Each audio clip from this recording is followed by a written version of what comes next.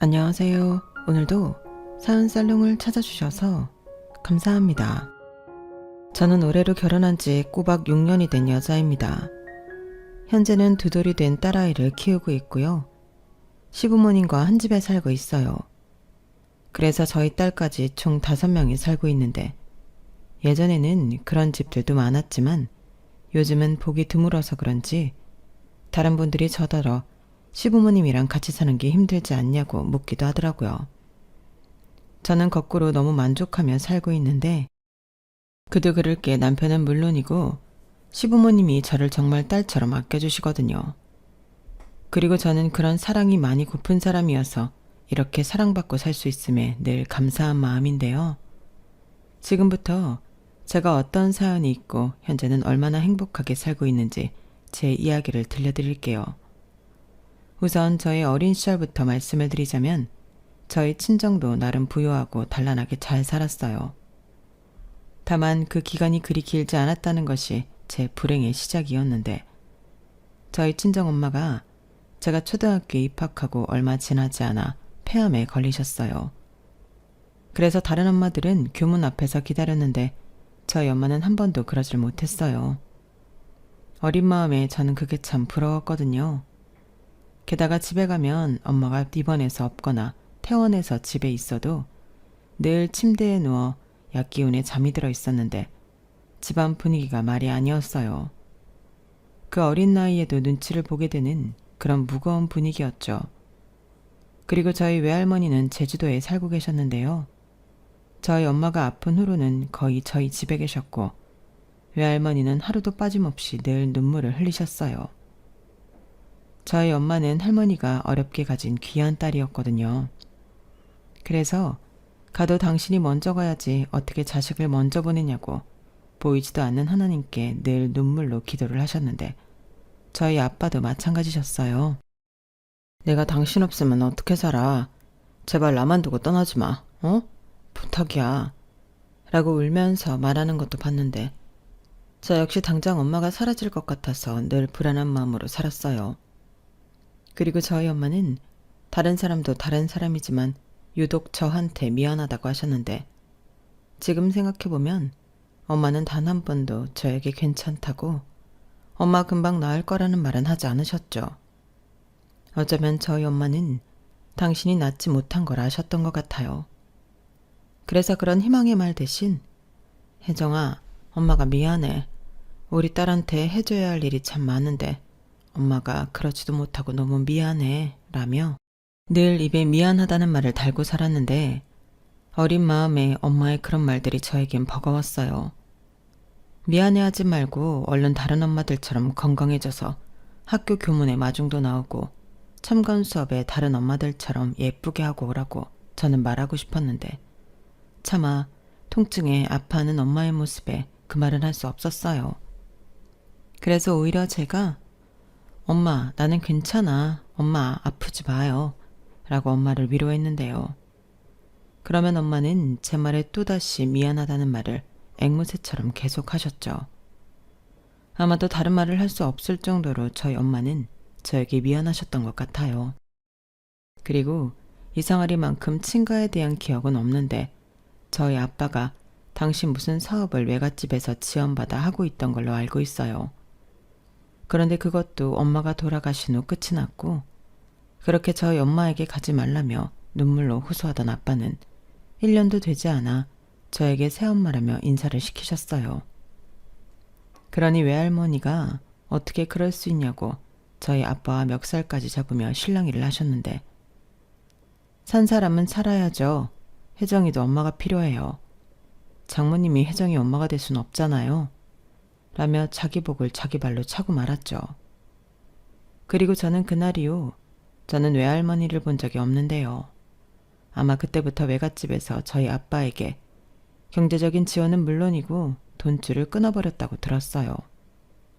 그리고 저에겐 갑자기 1살 아래인 여동생이 생겼는데 말이 동생이지 동생은 저희 집에 온 그날부터 자기가 원래 이 집 딸인 듯 행세를 했죠. 제 방도 뺏어가고 제가 가지고 있는 것 중에 비싸고 좋은 건 몽땅 자기 거라며 가져갔는데 저도 가만히 있지 않았어요. 그러자 새엄마는 너는 언니인데 동생한테 양보할 수도 있지. 왜 그렇게 욕심이 많아?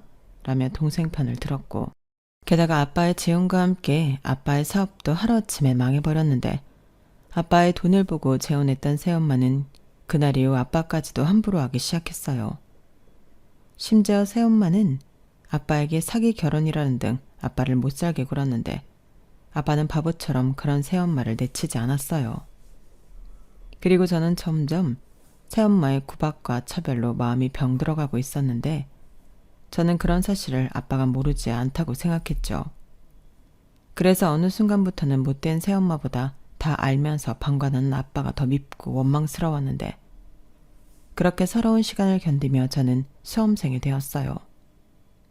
다행히 공부는 나름 재미있고 잘하는 편이라 학원에 다니지 못했음에도 성적이 좋은 편이었는데 서울에 이름 있는 학교에 합격했음에도 새엄마는 저를 대학에 보낼 마음이 1도 없으셨어요. 여자가 너무 똑똑하면 남자들이 부담스러워서 싫어한다. 너는 고등학교만 졸업하고 조신하게 있다가 시집이나 가. 그게 네 인생에도 좋아. 이게 다 너를 위해서 하는 말이야. 많이 배운 여자들 결국엔 남자 기죽이고 팔자세서 외롭다니까? 말도 안 돼요. 그런 게 어딨어요. 그리고 저는 남자한테 잘 보이고 싶은 마음 없는데요. 어머? 쟤 말하는 것 좀 봐. 그럼 여자가 남자 없이 어떻게 사니? 아무리 잘난 여자여도 혼자 있으면 초라한 거라니까. 그리고 많이 배우면 뭐하니? 애 낳고 살림하면 다 똑같아지는데. 그런 말씀 마세요. 저 공부하고 싶어요. 많이도 바라지 않을게요. 딱 입학할 수 있는 한 학기 등록금만 해주세요. 얘가 지금 무슨 소리라는 거야. 우리 집에 그럴 돈이 어딨니? 너는 말이 되는 소리를 해라. 네 아빠 망한 거 몰라? 우리 굶지 않고 사는 것도 다 내 덕이다. 이렇게 새엄마는 저에게 대학은 무슨 대학이냐며 그냥 취직해서 돈이나 벌다가 시집이나 가라고 하셨어요. 그리고 이 사실을 다 알고도 저희 아빠는 새엄마 말을 들으라 했는데 그때 너무 억울했어요. 세상에 그런 아빠가 어딨냐고. 아빠가 너무 원망스럽더라고요. 그래서 어린 마음에 외할머니한테 부탁을 해서 입학금만이라도 도움을 받고 싶었는데 그런 제 마음을 알았는지 아빠가 먼저 이렇게 말씀하셨어요. 너 혹시라도 제주도 할머니한테 연락하기만 해. 우린 이제 그 노인네랑은 상관없는 거야. 아빠가 망한 이유가 뭔 줄 알아? 다 그 노인네가 치사하게 돈줄을 막았기 때문이라고. 그러니까 네가 그 노인네한테 연락하는 순간 너랑 나랑 끝인 줄 알아. 알겠어? 라고 하는데 차마 외할머니한테 연락할 수 없었어요. 그러다 외할머니도 저를 받아주지 않고 아빠가 저를 버린다면 저는 어디에도 갈 수 없는 신세가 될 테니 그게 무서웠는데 그래서 울며 겨자 먹기로 대학 진학을 포기하게 되었죠. 그날 얼마나 울었는지 몰라요. 지금 생각해도 그때가 가장 서럽고 속상하기 그지없는데 그러다 제가 그 집을 나올 수밖에 없었던 일이 일어났어요. 그때는 새엄마의 친딸인 동생이 수도권 전문대에 합격했다고 했는데 새엄마는 자기가 언제 그랬냐는 듯 동생의 대학 입학을 축하하며 동네방네 자랑을 하더라고요.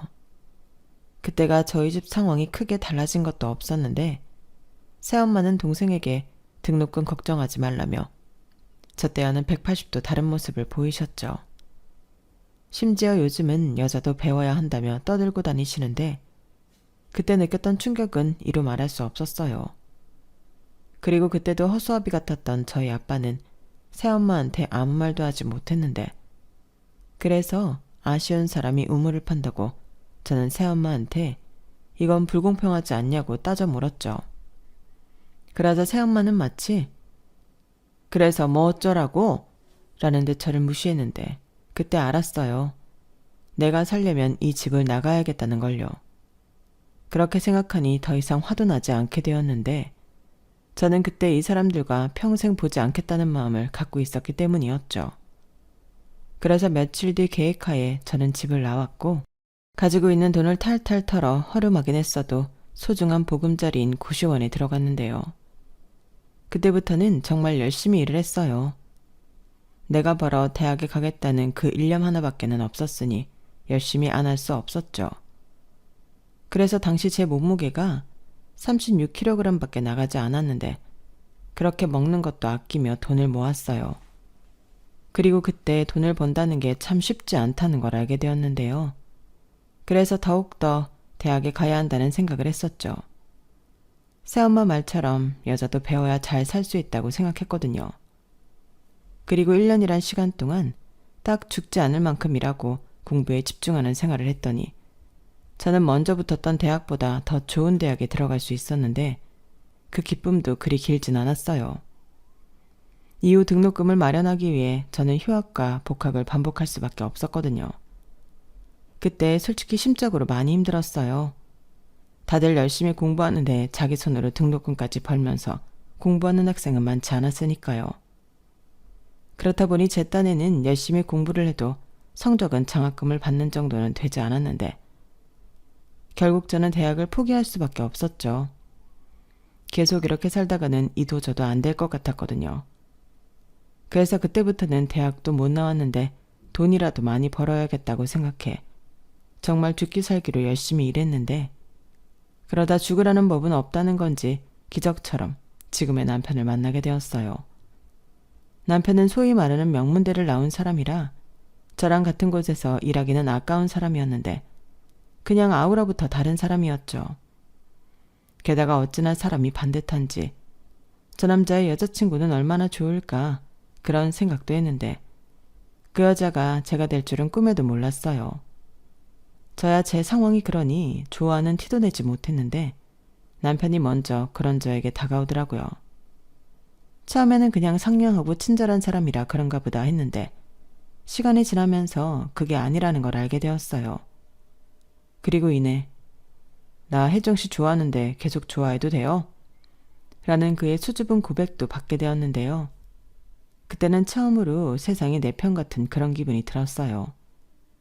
하지만 이내 남편이 제 상황을 알면 감정도 변할 것만 같아 제대로 대답도 하지 못했는데요. 그러다 본의 아니게 남편 때문에 오해를 사게 되었어요. 혜정씨, 아무래도 내가 혜정씨한테 부담을 줬나 봐요.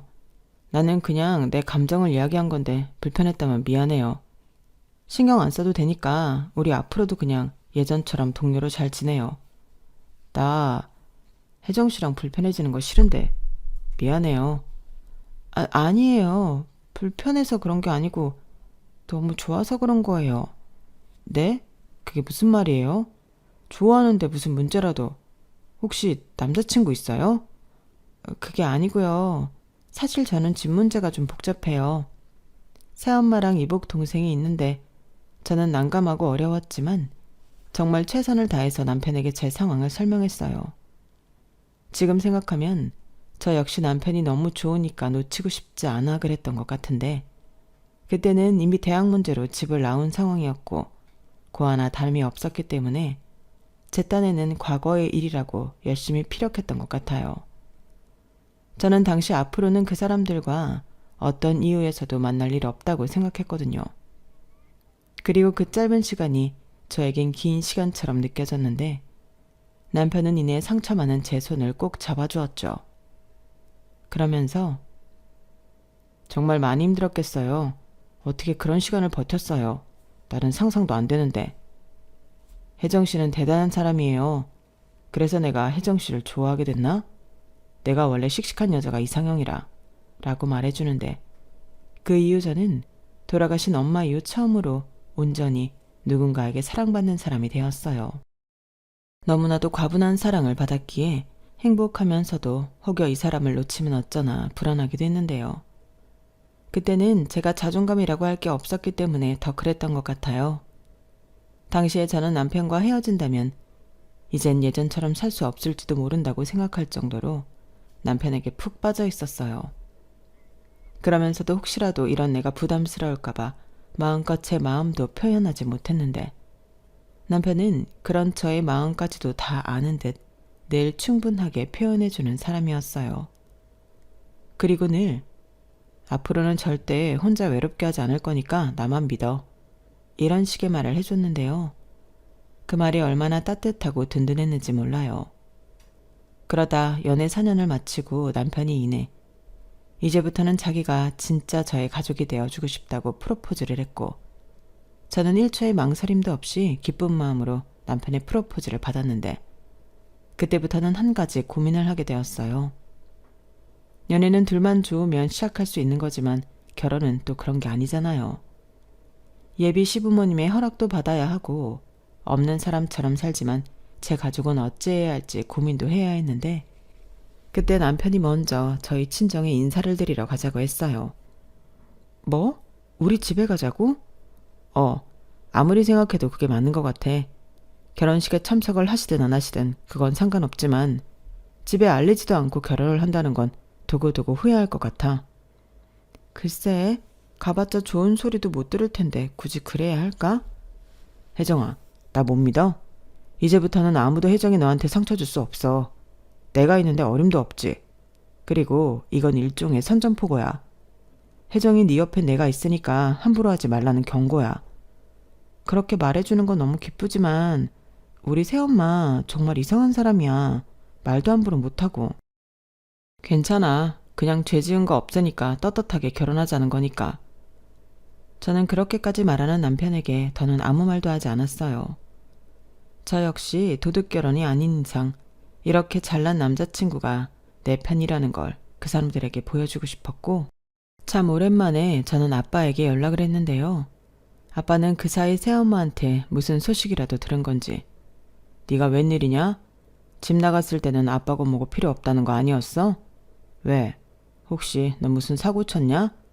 돈 해달라고 전화한 거면 당장 끊어라. 그럴 돈 없으니까.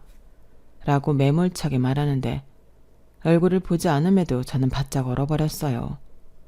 그리고 무슨 정신으로 얘기를 했는지 기억이 나지 않지만 결혼하게 되어서 예비 남편이랑 인사를 가겠다고 순식간에 말해버렸는데요. 거기에 혹여 또 돈 얘기를 먼저 할까 싶어 결혼하는데 돈 해달라는 말 하지 않을 거라고 못을 박아주니 아빠는 헛기침을 몇 번 하고는 그저 알겠다고만 하고 전화를 끊었어요. 그 순간 정말이지 내가 결혼하는데 굳이 인사를 가야 하나? 남편에게 안 그래도 될 것 같다고 몇 번이나 얘기를 했는데 제 이야기를 다 듣고도 남편은 아니라며 자기한테 맡기라 하더군요. 그리고 이윽고 그날이 되었어요.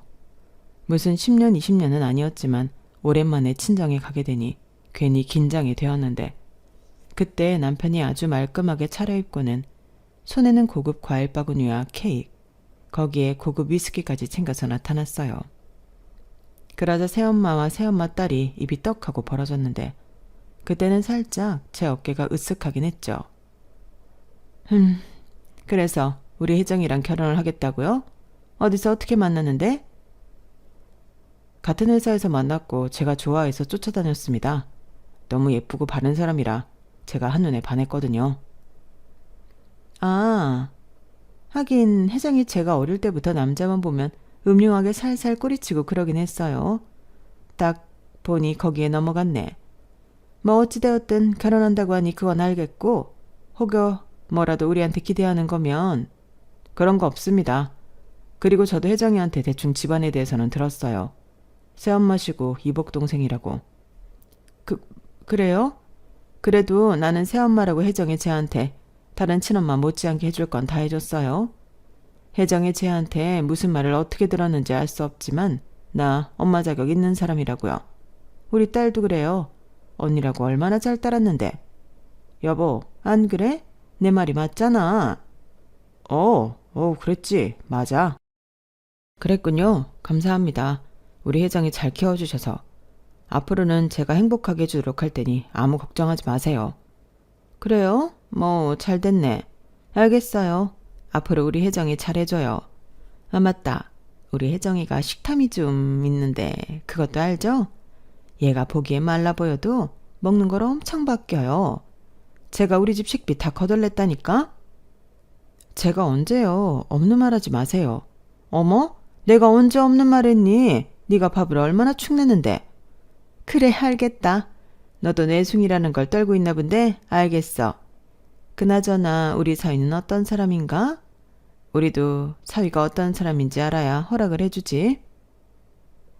저기 지금 허락을 구하러 온 게 아니에요.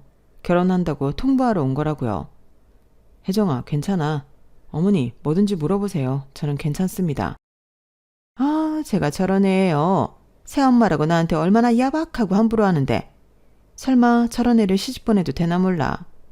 거기 부모님은 혜정이제 허락했어요? 아, 중요한 걸 안 물어봤네. 부모님은 뭐 하시는 분이에요? 돈은 좀 있으신가? 정말 제 얼굴이 뜨거울 정도로 민망한 질문의 연속이었어요. 그리고 새엄마는 제 남편 앞에서 제가 얼마나 못난 사람인지 없는 흉도 만들어내서 저를 이상한 사람으로 만들려고 했는데 남편은 이미 예상이라도 했다는 듯 태연하게 행동했어요. 그리고 일괄적으로 제 편에서 이야기를 했는데 순간 이 남자는 내가 그렇게 우리 집에 가지 말자고 했어도 내 길을 살려주려고 일부러 우리 집에 인사를 가겠다고 했구나 라는 걸 알게 됐어요. 그리고 남편의 그런 의도를 알게 되니 너무 고마운 마음이었는데 그 이후에도 새엄마의 노골적인 질문들이 이어졌죠. 그러다 남편이 명문대를 나온 사람이고 시부모님이 자기 사업을 하고 계신 소위 말하는 있는 집이라는 걸 알게 되었는데요. 그때부터는 새엄마와 동생이 당황한 듯 말문이 막혔어요. 아무래도 많이 놀란 듯 보이더라고요. 대학도 못 나온 제가 저런 괜찮은 집안의 남자와 결혼을 하다니 뭔가 배가 아픈 얼굴이었는데 제 남편의 배경을 알게 된 후로는 어째 새엄마보다 동생이 더 충격을 받은 듯 자꾸만 저를 흘깃거리는 걸 느낄 수 있었어요. 그도 그럴 게 그 잘난 전문대를 나온 동생은 취업도 못하고 집에서 백조로 놀고 있다 하더라고요. 그러니 집단에는 대학도 못 나온 제가 어떻게 저런 남자를 낚았나 딱 그런 얼굴이었는데요. 저는 대놓고 뭘 봐? 하듯 똑같이 동생을 쳐다봤어요. 뭐 굳이 따지자면 동생도 아니긴 하지만요. 그렇게 남편 덕에 처음으로 복수 비슷한 걸 하게 된 저는 집을 나오면서 속이 뻥 하고 뚫리는 것 같았는데 역시 문제는 시댁에 인사를 가는 거였어요. 남편은 걱정할 것 없다고 장담했지만 다 가진 부모님이 훌륭하게 키운 아들을 저 같은 여자한테 주실 것 같지 않았죠. 하지만 저의 고민은 그야말로 쓸데없는 고민이었는데 한껏 긴장한 채로 예비시댁에 인사를 갔던 저는 눈물 나는 한 대를 받게 되었어요. 이미 남편에게 제 이야기를 다 들었고 심지어 최근에 저희 친정에 다녀온 이야기도 아시는 듯 했는데 시어머니가 저를 보자마자 반가워요. 내가 얼마나 보고 싶었는지 몰라. 실례가 되지 않는다면 한번 안아봐도 되나? 라고 하시더라고요. 그리고 저는 제가 안아드리겠다며 시어머니에게 소심하게 다가갔는데 시어머니는 저를 정말 꼭 안아주셨어요. 그러면서 어떤 얘기도 더 할 필요 없다고 잘 왔고 앞으로 아무 걱정하지 말고 행복하게 살자고 하셨는데 보니 남편도 그렇고 시아버님도 눈물을 살짝살짝 훔치시면서 흐뭇하게 서 계셨는데 그때 시아버님이 아유 드디어 나도 딸이 하나 생겼네. 아들 고맙다. 네 엄마가 못 들어준 아빠 하늘 네가 풀어줬네. 넌 임마 효도 다 했어. 라고 하시면서 분위기가 한층 더 화기애애해졌어요. 그러면서 저도 언제 긴장을 했냐는 듯 편해지기 시작했는데요. 화목한 이 집에 정식으로 가족이 될 수 있다니 꿈만 같았어요. 그렇게 결혼 준비를 시작하면서 몇 번이고 시부모님을 만나는 일이 있었는데 그때마다 시부모님은 한결같이 저를 예뻐해 주셨어요. 오죽하면 모르는 사람이 남편더러 사위냐고 물어보기도 했었는데 그러면 또 개구진 시아버님이 어떻게 하셨어요? 우리 사위예요. 잘생겼죠? 라고 그때를 놓칠세라 장난을 치곤 하셨죠. 그러니 저는 시부모님을 만나러 가는 게 늘 즐거웠고 나중엔 시부모님과 함께 살면 어떨까 하는 생각까지 하게 되었는데 남편이 다른 형제가 없는 외동이었거든요. 그래서 남편이 결혼을 하면 그 집에 시부모님 두 분만 계시는 상황이었는데 이렇게 된 거 그냥 함께 살면 좋겠다는 생각이 들었어요. 그래서 남편에게 조심스럽게 시댁에 들어가 살면 안 되냐고 물었고 남편은 다소 놀란 얼굴로 정말 그러고 싶냐고 저에게 물었어요. 저야 당연히 시부모님이 허락만 해주신다면 그러고 싶다고 했는데 결론은 시부모님이 기쁘게 그러자고 하셔서 저희 신혼 살림은 시댁에서 시작하게 되었죠. 사실 시댁이 2층 집이라 저희가 같이 살아도 전혀 좁지 않았거든요. 게다가 시아버님이 마당에서 텃밭하고 바베큐하는 걸 너무 좋아하시는데 시어머니는 귀찮다고 하셔서 아들까지 없으면 자기는 바베큐를 혼자 하냐고 걱정이 많으셨다고 했어요. 그런데 며느리까지 생겨 셋이 놀 수 있으니 너무 좋다고 오히려 2층 리모델링을 싹 해줄 테니 저더러 못 만들어 와 살라고 하셨는데 제가 복이 참 많아요. 그 덕분에 저는 결혼 자금도 얼마 쓰지 않고 제 분에 넘치는 집에 시집을 오게 되었는데요. 나중에 궁금했는지 새엄마가 전화를 해서 어떻게 지내냐고 묻더군요. 신혼집은 어디에다 차렸냐, 그 잘난 시댁에서 아파트 한 채는 해줬냐, 정말 이것저것 물었는데 결혼식에 참석한 새엄마는 저희 시부모님을 보고 기가 팍 죽었거든요. 특히 시어머니가 손님한테 인사하는 것도 잊을 정도로 제 옆에 착 달라붙어서 저만 챙기려 하셨는데 그래서 새엄마가 제 근처에 얼씬도 하지 못하셨어요. 그런 기억이 있으니 저는 새엄마가 저한테 연락할 줄은 몰랐는데 무슨 떡밥이라도 주워 먹으려고 하는 건지 새엄마는 이것저것 관심이 참 많았어요. 아파트는 아니고 저 시댁에 들어와서 시부모님이랑 같이 살아요. 뭐야? 있는 사람들이 더 한다더니 너는 들어오라고 거길 들어가 사니? 딱 봐도 며느리 부려먹고 싶어 그러는 건데. 남이 사. 제 인생은 제가 알아서 할게요. 기집애 말하는 꼬라지 좀 봐. 그래, 네가 네 팔자 꼰다는데 내가 뭐라고 하겠니? 근데 말이다. 네 동생은 저러고 있는데 너만 시집가서 잘 살면 양심의 가책이라는 걸 좀 느껴야지. 권서방 후배나 친구 중에 괜찮은 사람 있으면 다리 좀 놔봐라. 뭐라고요? 이왕이면 집도 좀 있는 집으로. 우리 유진이는 너랑 다르게 대학도 나오는데 그저 그런 집안에 보내긴 아깝잖아. 지금 말 다 했어요? 대학도 대학 나름이지. 어디 서울도 아닌 수도권 전문대를 가지고 그래요. 그리고 저한테는 여자가 너무 많이 배우면 안 된다고 대학 가지 말라고 하셨잖아요. 뭐야? 너는 아직도 그 옛날 이야기를 하는 거니? 그때는 네 아빠 상황이 전혀 그럴 수 있는 상황이 아니었어. 내가 몇 번을 얘기해. 그리고 팔은 안으로 굽는데 어쩌겠니? 그리고 너도 그러는 거 아니다. 아무리 서울이 아니어도 대학은 대학인데 그렇게 무시를 하면 안 되지. 너는 대학 근처도 못 갔잖아. 누가 못 갔대요? 저도 대학 갔어요. 그것도 누구랑 다르게 서울에 아주 이름 있는. 그러니까 괜한 헛소리 하지 마시고 다시는 연락하지 마세요. 우리 그럴 사이 아니잖아요. 어쭈? 이게 이제 시집갔다고 아주 막 나오네? 오라, 지만 잘 살고 싶은 거구나. 너 마음 신부 그따위로 먹으면 벌 받아. 네 남편이 언제까지 너를 그렇게 사랑할 것 같니? 남자들 다 똑같아. 한 1, 2년 있으면 내가 너랑 왜 결혼했는지 모르겠다고 이혼하자고 할걸? 너, 네 남편 너무 믿지 마라. 저는 대놓고 저한테 저주를 퍼붓는 새엄마의 말에 더는 아무 대꾸도 하기 싫어 전화를 끊어버렸어요. 그리고 다시는 엮이고 싶지 않다는 생각에 친정 가족들 번호를 모두 지워버렸는데 아빠의 번호부터 지워버렸어요.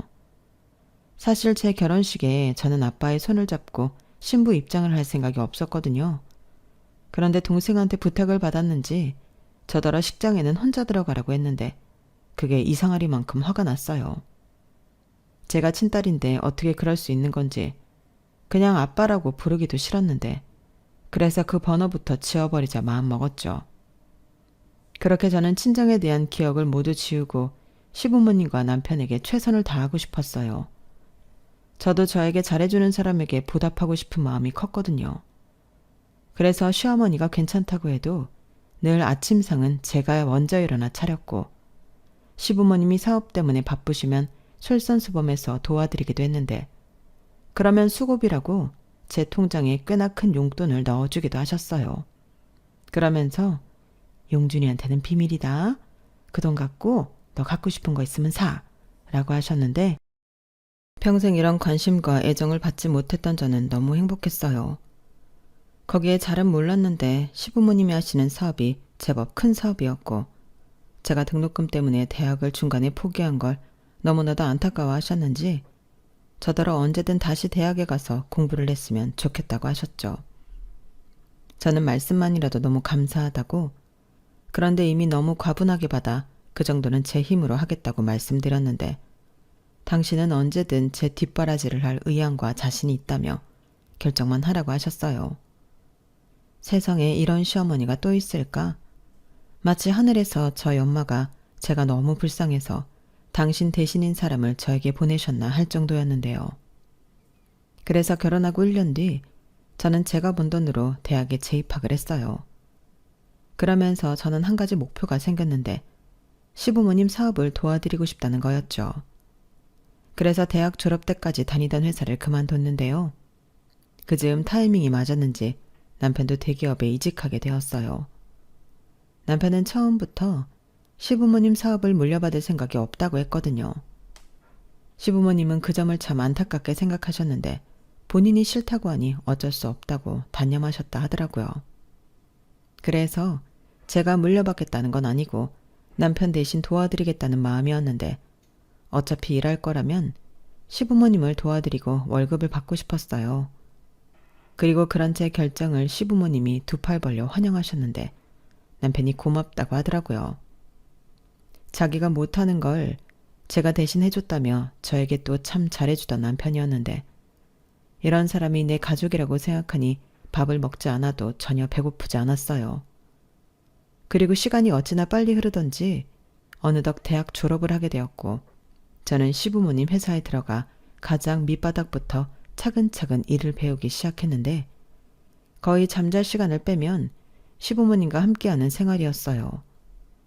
누군가는 숨 막히지 않냐고 저에게 묻기도 했지만 저는 전혀 아니었죠. 항상 웃고 다녀서 얼굴에 팔자주름까지 생겼는데 저는 그 주름이 싫지 않았어요. 그 정도로 일하는 내내 저는 너무 즐겁고 보람있게 일했고 무엇보다 대학을 졸업한 뒤 다시 일을 하게 되어 일이 재미있었어요. 그러자 시부모님은 저를 정말로 후계자처럼 농담 반 진담 반 이야기를 하실 때도 많았는데 맹세코 시부모님 사업을 내가 물려받아야겠다는 욕심은 없었어요. 하지만 회사 사람들도 그렇고 그런 게 언제부터 기정사실화 되어 있었는데 시어머니가 네가 너무 잘해서 그래. 우리 지금은 그냥 그러나 보다 생각하자. 나도 그렇고 네 시아버지도 아직은 건재해. 나중 일인데 뭐 어떠니? 나는 오히려 네가 우리 곁에 있어서 너무 든든하다. 라며 저더러 부인하지 말고 편하게 생각하자고 하셨어요. 그리고 제 생각에도 시부모님이 건강하신데 일선에서 물러나실 거라는 건 생각조차 할 수 없는 일이라 애써 부인하고 다니는 것도 이상하다 생각했는데요. 지금은 그런 생각을 할 때도 아니었어요. 그렇게 저는 시부모님과 가장 가까운 곳에서 일을 하는 위치까지 올라가게 되었고 어느덧 천사가 드디어 저희 부부에게 찾아왔는데 그땐 세상을 다 가진 기분이었어요. 남편도 시부모님도 아이를 위해서라도 일은 잠시 미루고 쉬라고만 했는데 그럴 수가 없었죠. 저는 오히려 회사 일이 태교라는 생각으로 더 열심히 일했는데 뱃속의 아이도 엄마가 집에서 쉬는 것보다 열심히 일하는 모습을 좋아할 것 같았어요. 그래서 임신 초기에서 중기로 넘어가 안정기에 들었고 저는 몸은 살짝 불편해지긴 했어도 예전과 다르지 않게 일을 했는데 그러던 중 모르는 번호로 연락 한 통이 걸려왔죠. 그 당시에는 모르는 번호여도 업무와 상관된 전화가 자주 걸려왔기에 대수롭지 않게 전화를 받았었거든요. 그런데 그게 화근이었는지 저는 그만 새엄마의 전화를 받게 되었고 첫 마디부터 소름이 돋는 그 목소리를 듣게 되었어요. 나다, 엄마야. 너 잘 지내고 있니? 어떻게 된 게 기집애가 시집가고 나서는 도통 연락이 없어. 왜? 너무 행복해서 이젠 친정 생각도 안 나든? 하긴 부잣집에 시집갔는데 우리 생각이 난리 없지. 왜 전화하셨어요? 그때 제가 분명히 앞으로 연락하지 말라고 했는데요. 어머? 너 너무 매정하다. 아니 어떻게 호적상 엄마인 나한테 그럴 수 있니? 우린 끊을래야 끊을 수 없는 그런 부모-자식 관계잖아. 다른 건 아니고 너한테 부탁할 일이 있어서 연락했다. 네 동생이 시집도 가기 전에 애를 가졌어. 그래서 배부르기 전에 식을 올려야 하는데 네 아빠가 능력이 없으니 어쩌냐? 잘 살고 있는 너한테 손 좀 벌릴 수밖에. 뭐라고요? 정말 뻔뻔하시네요. 지금 누가 누구한테 손을 벌려요? 저한테는 단돈 1원도 해준 거 없잖아요. 무슨 소리야? 너 입히고 먹이고 재워주고 그거 다 돈이다? 제가 뭘 입고 뭘 먹었는데요. 그리고 저 재워준 그 집 저희 외갓집에서 해준 집이었어요. 아무튼 키워주는 애가 있는데 이러면 안 되지. 너 잘 살잖아. 아니 전화로 이럴 게 아니라 언제 네 남편이랑 집에 한번 올래? 내가 상다리 휘어지게 맛있는 거 차려놓을게. 됐어요. 저는 그 집에서 맛있는 거 먹은 기억 없거든요. 끊을 테니까 다신 연락하지 마세요. 아니 잠깐만. 그럼 내가 거기로 갈게. 집으로 갈까 회사로 갈까? 저는 새엄마의 말이 너무 끔찍해서 아무런 대꾸도 하지 않고 전화를 끊어버렸어요.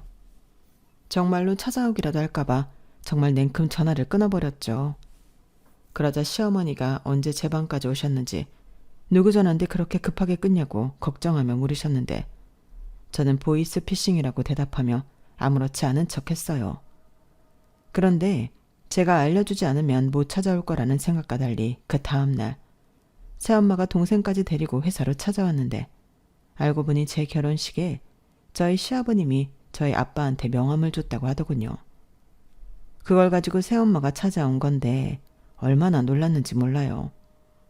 그리고 한 손에는 웬 김치통을 들고 있었는데 제 생각이 나서 가져왔다며 제 앞에 떡하니 올려놓았어요.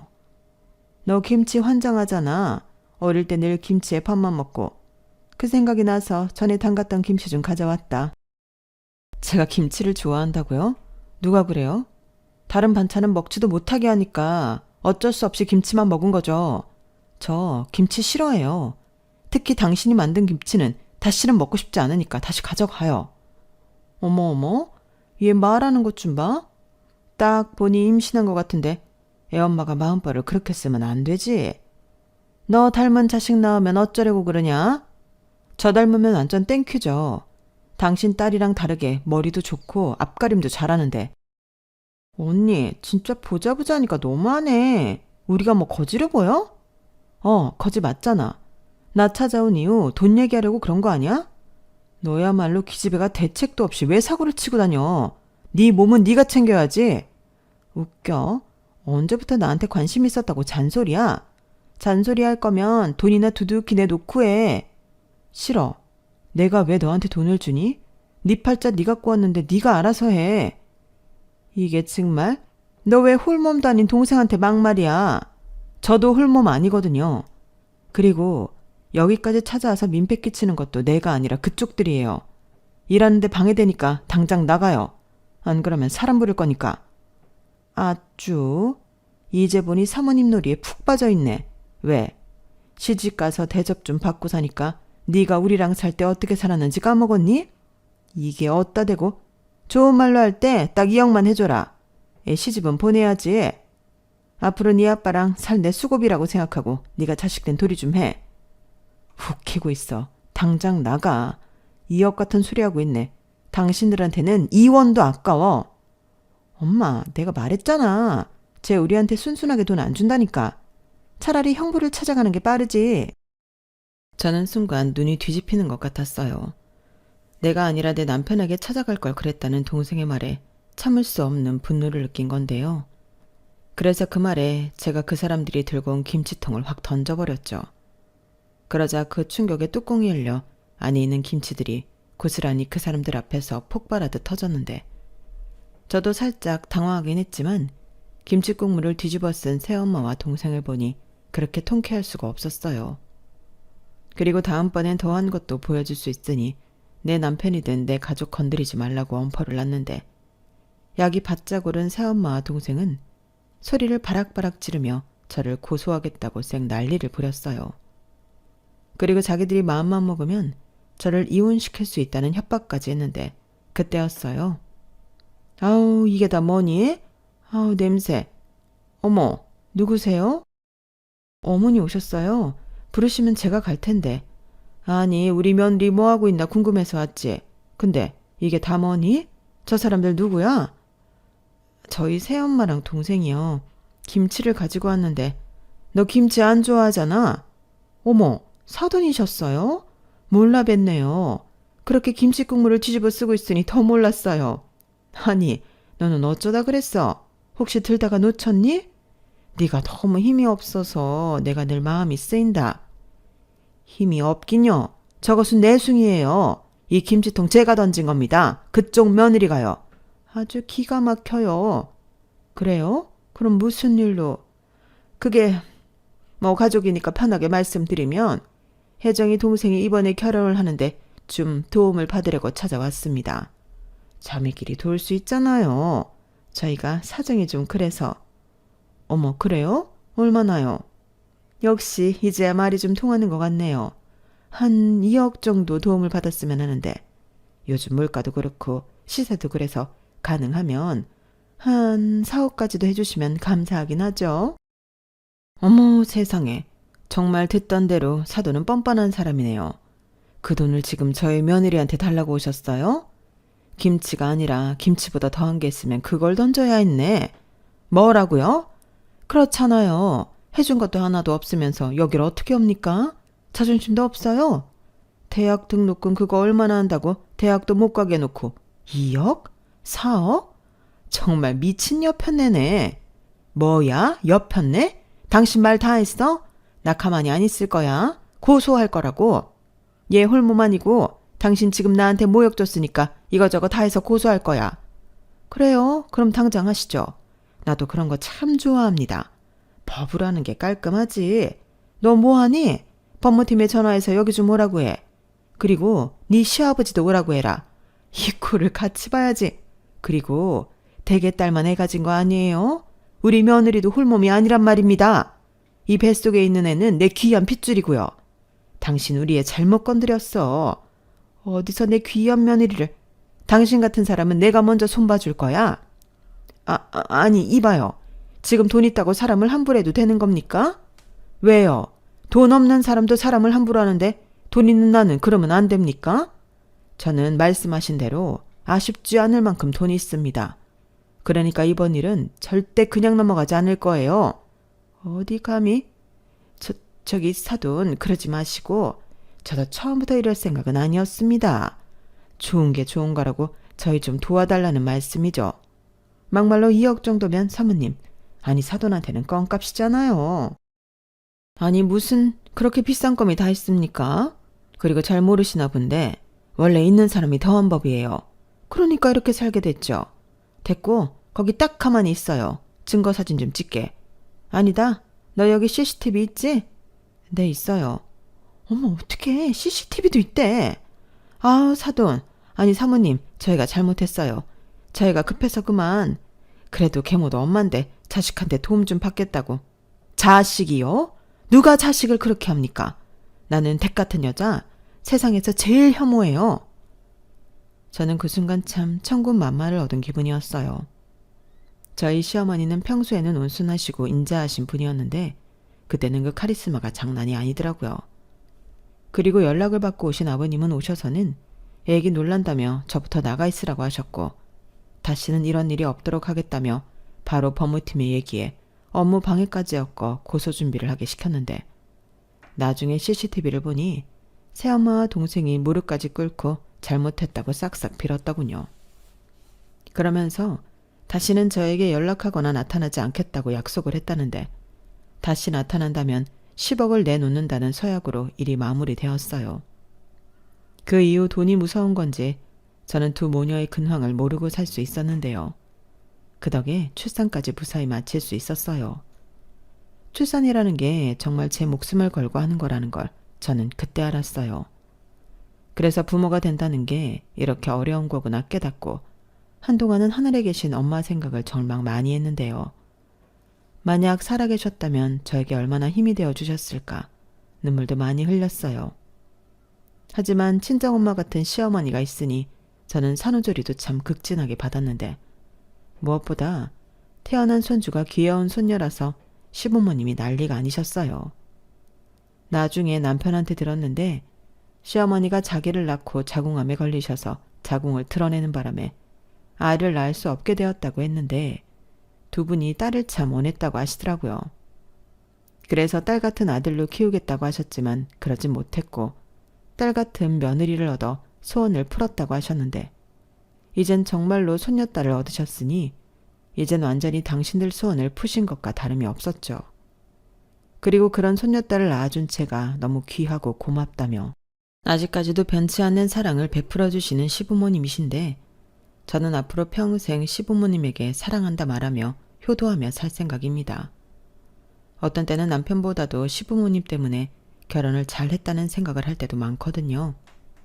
그만큼 제게는 두 분 다 선물 같으신 분들이신데 앞으로 아주 오랫동안 건강하게 저희와 함께 해주시길 바랄 뿐이에요. 그리고 계획이라면 계획인데 아이를 둘 정도는 더 낳고 싶은 마음이 있는데요. 저희 가족이 완전한 대가족이 되는 그날까지 남편과 노력해볼 생각입니다.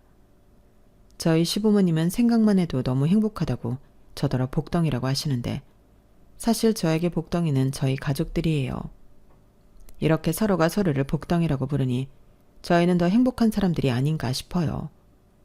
내 가족을 사랑하지 않는 사람이 누굴 사랑할 수 있겠어요? 그리고 저는 저희 아이도 그런 사랑스러운 마음을 꼭 배웠으면 하는 마음인데 새엄마의 딸을 보니 더 그런 간절한 마음이 들더라고요. 아울러 지금은 어찌 사는지도 모르지만 아빠와 그 못난 가족들도 그걸 알았으면 하는 바람인데 자기들이 했던 짓 고스란히 돌려받으며 살았으면 좋겠네요. 그래야 공평할 것 같거든요. 제가 너무 뒤끝이 있나요? 그래도 어쩌겠어요. 받은 상처가 워낙에 커서 그렇게라도 하고 싶은걸요. 저도 마음의 수양을 더해야 저희 시부모님 같은 어른이 될 수 있나 봅니다. 이상 제 사연은 여기까지였어요. 지금까지 제 사연 함께해 주신 모든 분들께 감사한 마음을 전합니다.